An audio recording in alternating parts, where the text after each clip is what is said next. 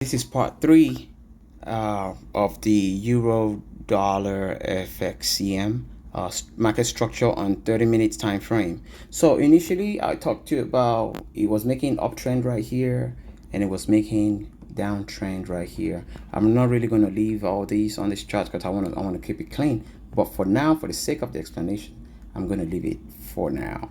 So now we know this thing is on a serious downtrend for real. Okay, cool. So if you can expand it, uptrend, downtrend, and it formed what? High to lower high, lower low, lower high, lower low, lower high, lower low, lower high. Then it's going to form another lower low. Okay, so indeed now we need to now focus, since we already got the market structure that is bearish in a downtrend and it's moving downward. So now we talk about the POIs. Before I do that, let me quickly do this. Let me change the color of this candle to white and black. Okay, so that makes it okay. Now we see clearly we have white, meaning is bullish, and black, meaning is bearish. So we need to find our POIs, which are point of interest, and your point of interest can either be an order block or it could be an imbalance. Okay, the market always does two things: seek and destroy, which means hunting your stop loss and kicking you out of your position by hitting your stop losses, or it rebalances all the imbalance in its structure, or in its order flow, or in its path, or in its move, or according to its price action. On here, let's first look for imbalance. Okay, we are on 30-minute time frame. I can spot some imbalance already because this thing is in a downtrend. We should be looking for imbalances that are at the top of the range. Okay, and right here we have a range from this lower high to this lower low. Okay, let me show you what I mean by that. Okay, what tool can I use for that? I need to find a good tool for you. Okay, let me just say we use this arrow right here. Okay, let me take this arrow. Okay, the range is from here, the top, to the bottom. That's a range right there. Or better still, from here up to here. That's a good range. That range has already been established. The difference between this range right here,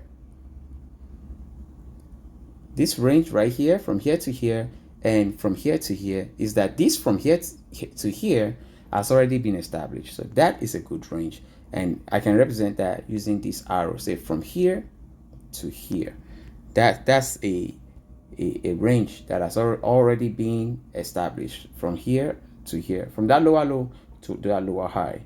This range here on the right side, from this higher high to this lower low, is not yet fully formed because we don't know how low this low is going to go. It could go down this way, it could go down that way, it could go all the way down there. I hope you understand that. So let's look for the imbalance. There are so many setups. I can see so many setups on these already. Okay, I see order block, a bearish order block, which means the market went down, and if the market reverses and goes to that same order block, it might go back down and act as a mitigation, or neutralization. So, but I want us to focus on imbalance first. And if the imbalance has been filled, it's no more valid. Okay, what do I mean by that? Okay, this is what I mean by that. There's an imbalance right here. From here, I'm going to use a yellow because I'm 30-minute time frame. I love to use orange as my 30-minute time frame. There's an imbalance here because there used to be an imbalance here because of this what's it called, the wick. There's a wick right. Look at this arrow. See that arrow right there? There's a wick right here. Okay, I don't know if you can. Let me use this. Okay, there is a wick right there. That wick right there, see, that's where I drew my arrow from, but it has been neutralized by this wick over here. See that wick right here has neutralized this imbalance. Okay, so this imbalance doesn't count. I'm going to delete it.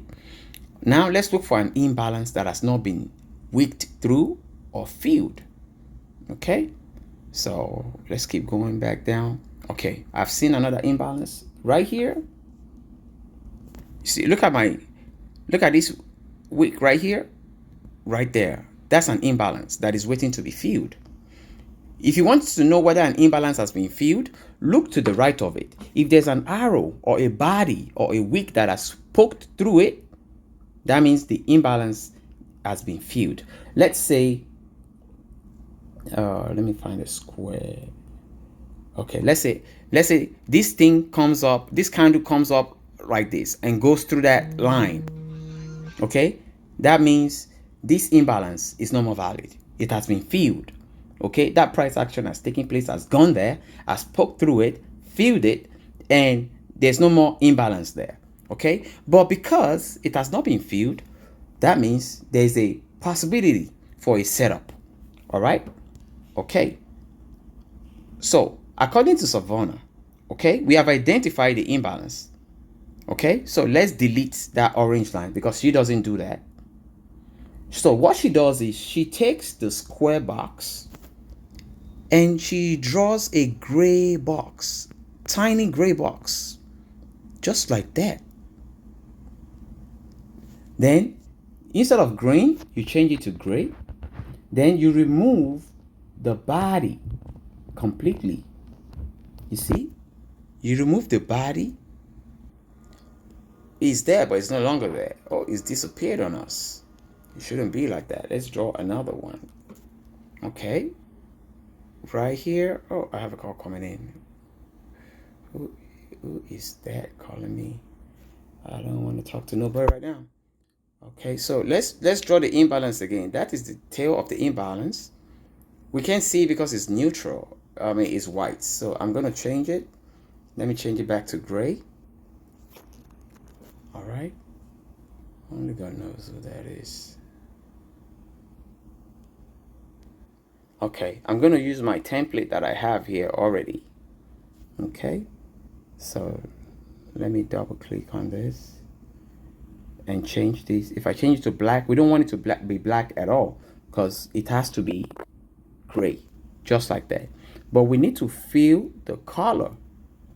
We need to fill out the color in there. So let me use my template. So we say we want gray, imbalance, IMB, gray standard, something like that. That's how it should look. Then you can adjust the thickness or how opaque it looks. It shouldn't be too dark. It shouldn't be too bright. Okay, it should be just good enough, you know. And mind you, the imbalance is the space between three candles. All right, candle 1, candle 2, which is the black one, and candle 3, which is the other black to the right of it. But from here, this imbalance has to be filled. Okay, and for it to get filled, that means there's going to be a price action taking place. All right, this is the body. This is the imbalance right here. That's the start of it. So we take that and we draw a black line like Savannah. If you go and watch a video, you see she'll draw a black line like this. So that is the entry for the imbalance to be filled. Then she will take another black line. You can use the body of that very wick, the entry point of that imbalance, and draw it out as your stop loss. You can also use the wick to your right, but this stop loss is going to be in red. It's good to lock it in place so it doesn't be shifting. So please lock it up, lock it up. Lock it up. So now we have established the entry, the stop loss, then a good target. She will always say we should use 1:8.5 to 1:10. Okay, so now we're going to go back and find that short tool, short position. You see that to the left, you click on that, then you come to the entry, you click on that, you plant it right there. Then you bring your stop loss, you bring it on top of that red line, perfectly on that red line. Okay, it's not yet perfect. Take it up a little bit. Oh man, it's tough working on the phone sometimes. Okay, just undo. Okay, I'm trying to get it to be undo. Okay, let's get it to be on top of that red line. See, that's perfect right there. Then let's close this up because it has to match that line perfectly. So now we have our stop loss, we have our short position, but the range, this is 3 to 2. So let's find something at least 8 point something if it's going to play out like we want it to be. You can see right there, this is 8.44, but she wants nothing less than 8.5. So if you look at it again, 8.69. So that means we're around there. But to actually calculate our target position, we look to the left, but we don't see anything to the left. So that's why I'm trying to just make it to like 8.5. Now you can lock this in position. This is still way out. It should be in alignment with the red and the black line. See, something like that. Now I can lock my position in. Bam, like that. So this is a setup on its own using, what did we use? Imbalance, the first imbalance we could see, okay, which is in the mid range. It might play out, it may not play out. Okay, now I'm going to show you how to label, label your chart. You use what they call a call out position. Click on this one that has T on it. T, you see that one that says call out? You click on it, then you can put it on any position you want. You say, okay, this should be 10, and it can be black or gray, but the body, the border should be gray. So this one is stop loss at candle body, or body of candle body. Okay, something like that. It should look something like this. So I know exactly what you are pointing to. That red is stop loss at candle body, or better still, we should use maybe something a little bit lighter so it doesn't distract you or anything. So I'm going to stop the video right here. This is part 3. Then I'm going to do the labeling of the other parts. All right.